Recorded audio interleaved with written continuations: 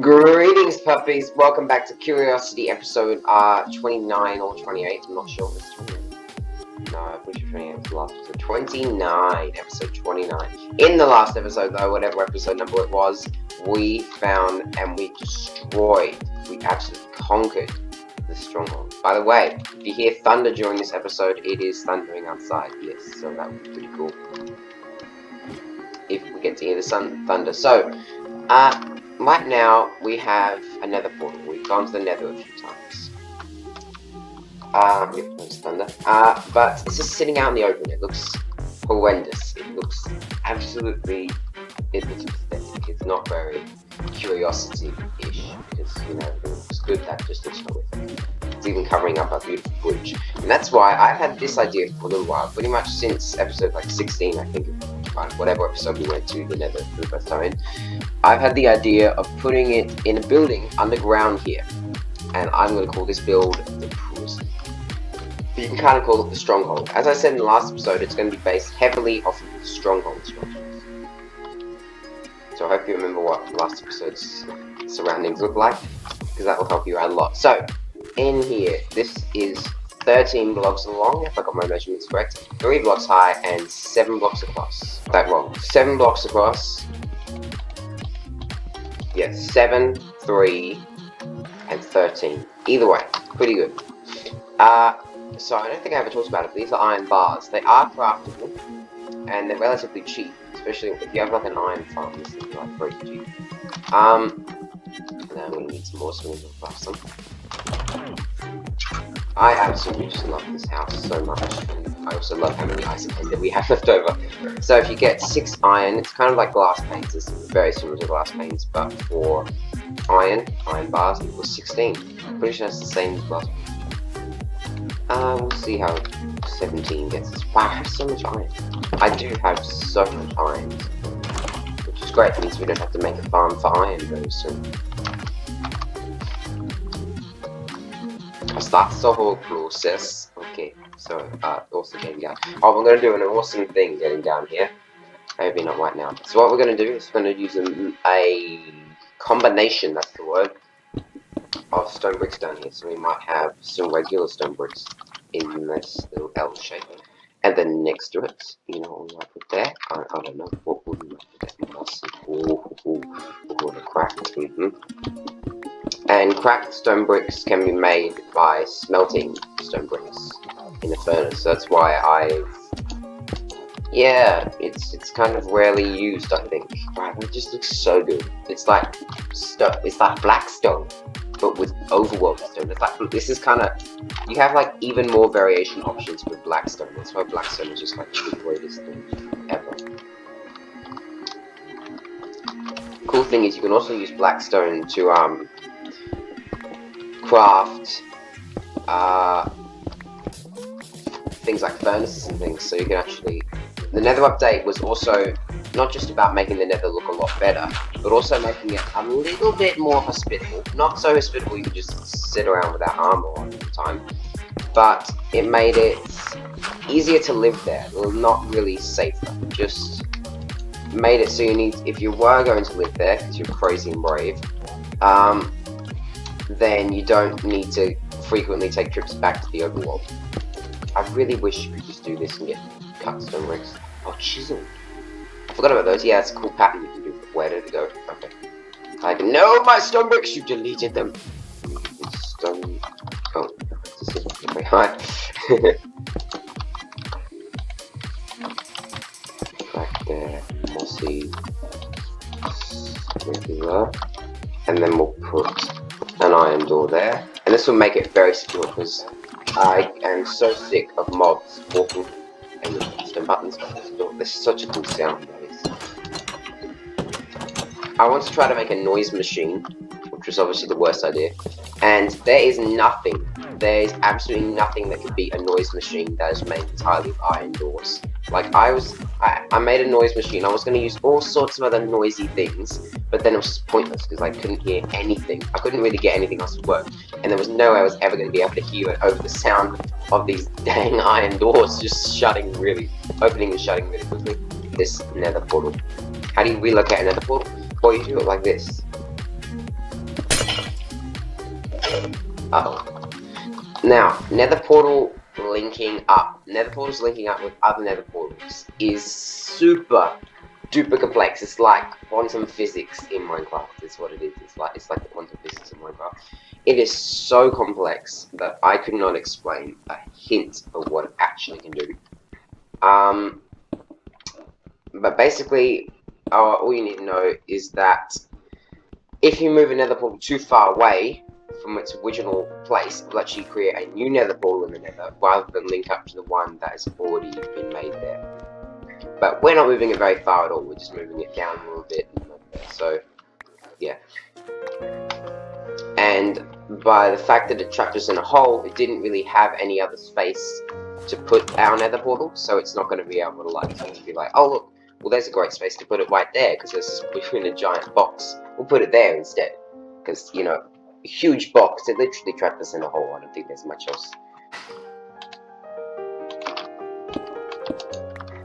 So what I actually want to have is a drop. But what I want to have is a secret drop. I want this to be like a secret prison-like area. So what we're going to do, so we're actually going to have these blocks here, we'll have blocks here, and what they're actually going to do is, because we couldn't really put them like that, we're going to have a little dent in the floor here, just because I'm not that good with what we're using today. And I have a little dent in the floor, and then we're going to have a button there, and you can press the button, the floor will actually retract behind you, you won't have ladders and you fall in the water, and you won't take any fall damage because water is safe. And so what we're going to use for that is actually an awesome block called a sticky piston. Sticky piston. Now pistons are very similar to what pistons do in real life. Sticky pistons, they're a little bit different.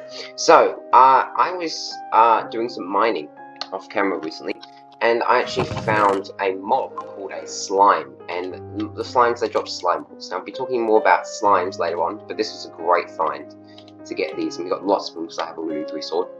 So don't need lots of cobblestone. I also need better places to store my cobblestone, because I'm too rich. What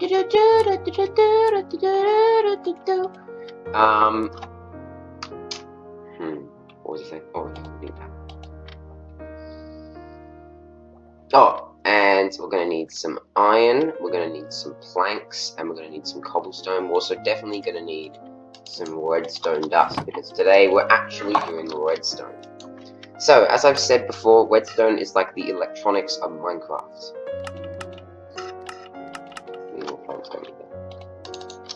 So yeah, pistons are super useful. So we're going to craft 2 of them. And then we're going to turn these pistons into sticky pistons. Using a slime ball.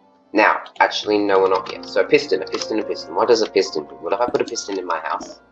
And then I put some mossy stone bricks in front of it. Let's say we don't want these mossy stone bricks right there. We want to cover up this cartography table because it looks slippery. We could trip on it. So what we need to do is get ourselves a stone button.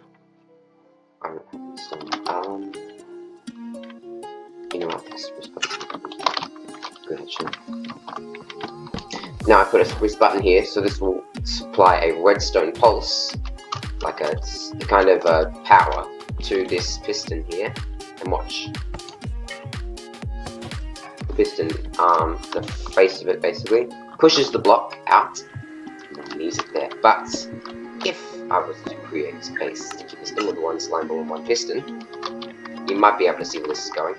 And I put it on the other side, and let's say we want to only briefly, momentarily, look at that, but we don't really want to cover up the cartography table beforehand, because the cartography table, it might get sad. So what we need to do is not put the button in place, is use sticky pistons. Because sticky pistons can push and pull, whereas regular pistons, they can only push. So they can retract blocks as well. Super useful, especially for doors, because this way our door won't be permanently open after we press it once. So, if I put the sticky pistons down here, and what we're actually going to use is a bit of a wiring system, so we're actually going to use should we just use dirt? For stealth reasons alone, we may use sticks, yes. What we're actually going to use is what we're going to need are some sticks, and we're going to need something we've ironically crafted before. Redstone torches, maybe not two of them, I think just the one or two. A redstone torch. Now redstone, there's lots of ways to supply power to things in Minecraft. There's levers, which can... Do we have a lever somewhere? I don't know what it is. Surely. Maybe we don't, actually. Yeah, maybe we don't. No, probably don't. But levers can be used to supply an on-off pulse, like a switch. A button only gives a short pulse, depending. All stone buttons give shorter pulses than wooden buttons, and redstone torches can be used to supply a constant pulse as well. But the thing about redstone torches is that if I was to put this torch on a glass block, and put a button on the other side, the redstone torch actually deactivates. So what you can use these things for is a not gate, I think. And basically that sounds kind of complicated, but all it is just to invert a redstone signal. So if this button, I used it right now, it would give a pulse, which say if I hooked it up to the sticky pistons, would activate the sticky pistons. We actually want to reverse that so they open, so they're constantly on, but then when we press a button, they retract. And what we need for that is a redstone torch. So first off, I have to find the pistons. This might take a while. Pistons, pistons, pistons. Oh, where are you, pistons? There you are. Above it. Yep. Power up some marble. Whoops, this is really dark now. So now if I put that redstone dust here, because redstone dust is like a wire. So then if I clear out this space here, put not the torch on that block. If I put the torch on the side of this block, then of course it won't work properly because the wire is not truly connected to it. So if I move back one more block, then I put a wire there, this might break the ladders actually. Yeah, I think it did. Ooh, sorry ladders. Oh my gosh, just delete the ladders. It might have. Oops. No, do I have them in my inventory? I don't know. I know, it might have deleted the ladders. But anyway, so now they're constantly on. But then if I supply a signal back here, using this button, which will have in a different place obviously, but a little bit hard to see from all the way over there, but yeah, it retracts. So, now we need to find out a way to get the signal to go from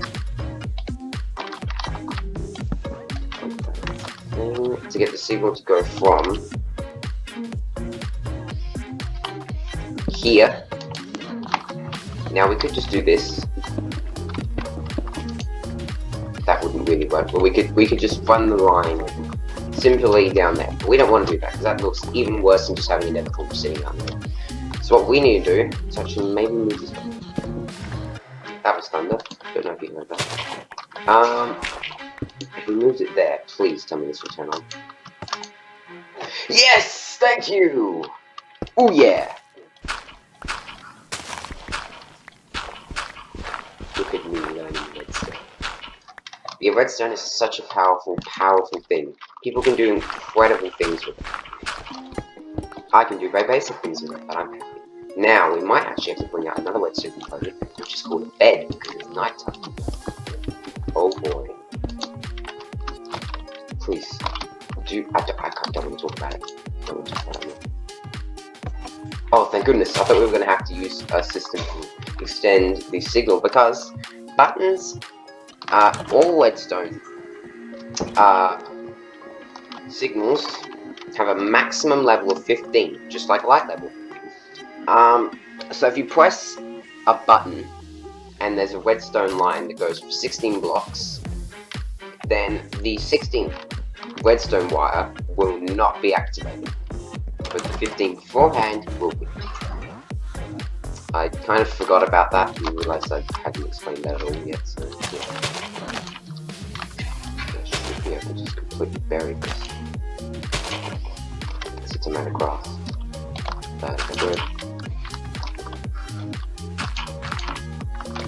Nice, now if I press this button. Better not crush me. Oh shoot. Oh, I thought it was going to crush me. Because you can actually use distance to like crush mobs. It's pretty pointless, it's just like a trap thing, but yeah. Well, that used to be a lot easier to do, but then in, I think 1.13 they added the ability to crawl. If you're stuck in a 1 block space, you actually now crawl. So yeah, instead of just being crushed and suffocated, so that made it a lot harder to get crushed at distance. It's good, and also bad for the traps that then stop working this.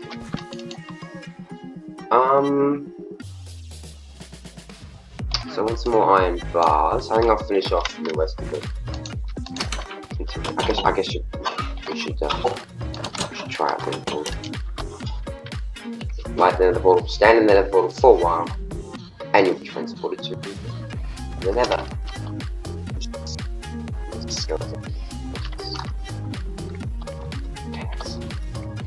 So sick of it. I've seen 2 creepers, 1 Enderman. Now apparently skeleton has wandered through my Nether Portal up there. Ooh. Really hope we can hear the thunder, that'd be awesome. Oh, that was loud. That was really loud. It's supposed to be like 38 today, and it's like, nah, I'm going to thunder instead. There's a light source in Minecraft that was added in the latest update of 1.16, along with things like Blackstone and Basalt, which is called the Soul lighting, because soul fire, you know? Yep, so soul torch is crafted with soul, 4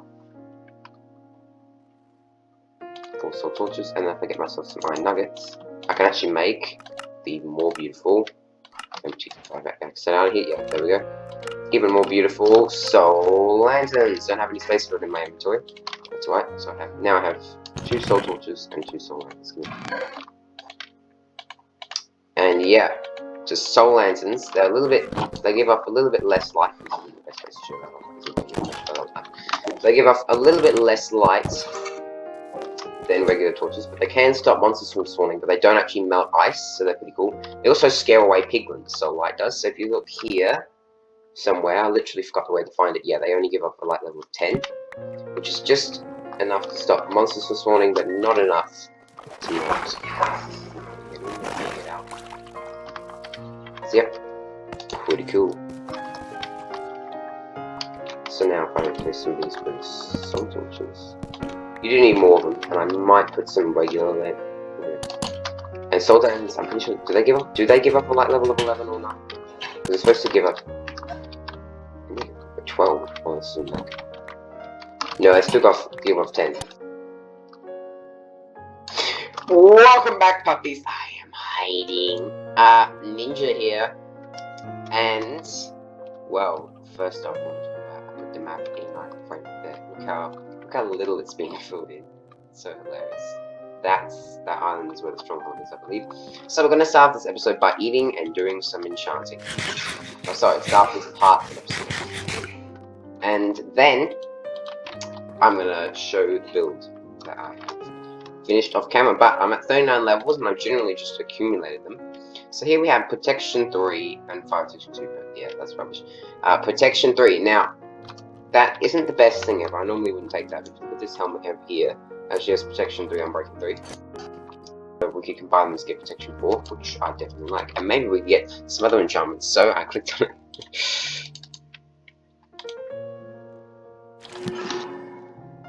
Hey, just Protection 3, or whatever.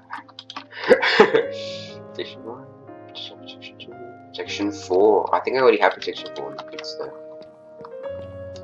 Don't I? Yeah. So, what I'm going to do is I'm going to roll over these cards. Once or twice.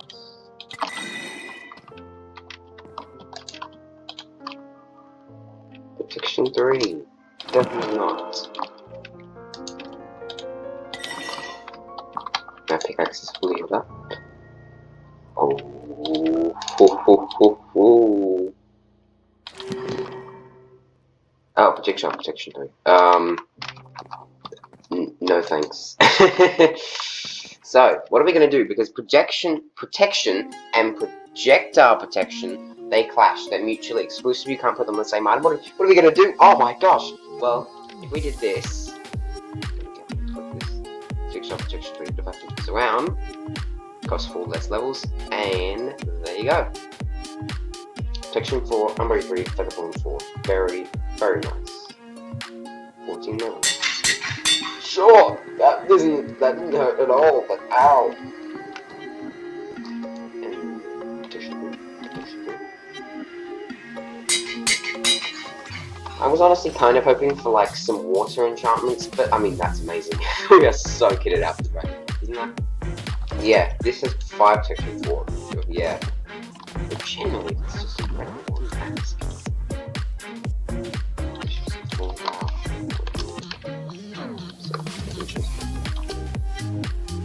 Still nothing water! Seriously. Anyway. So, enchanting aside, look how much better this looks now that we've got all the fire out of the way. Like, you know, this guy, he was amazing. This guy was slightly less amazing. And now we've got this out of the way, this ridiculous thing, a hole in the ground. I'm gonna stand in this hole and press this button. Oof, you're looking at the inside of my face. But now you can see the outside, or the inside of this place with, yeah, it's finished. So, it looks like a stronghold. I literally thought this was a stronghold so much, I was scared to tap my sword in the ground because I thought I'd break an infested block. That's how much I tricked myself into thinking this is a stronghold. Yeah, we got some soul lanterns going on. Also, this is where the actual purple lighting is coming from. That's jack-o'-lantern under there. But yeah, we got the water drop here. We've got pistons, it's all working. You know what, I just realized we could actually change that block, that bottom block, as long as the top one is dirt. It will make sense for dirt or waspado. And then, see, yeah, that area in there, you can't get in there. That's right. This area here, we've got another carpet down here. I'm trying to make sure carpet can go through into the nether. Yeah, we've got another board there, you've got the bed with a sign for decoration. So yeah, if it's nighttime. There's also something else that I actually was thinking about crafting. I think I might, yeah. Yeah, we've got, this is also a beautified bit. Just a bit, I mean, and then this is another thing. This is just, it's meant to feel like a secret exit, you know? Like someone kind of broke out of the prison. I don't know whether it's supposed to feel like that or not, actually. I'm on the fence. If I get myself some gold and some redstone, then like here, this is a clock. Now as you can see, the clock actually tells you what time it is. And when the clock icon, when the black part of it is halfway through, like it's basically the black pixels are here, that means you can sleep. And yeah, that's basically all I know. And then obviously there's midnight and high noon and things like that. But yeah, that'll be useful down there, because now we can see what time. It's also just useful to have a round clock. I'll get 9 in frame 4 in a second. But anyway,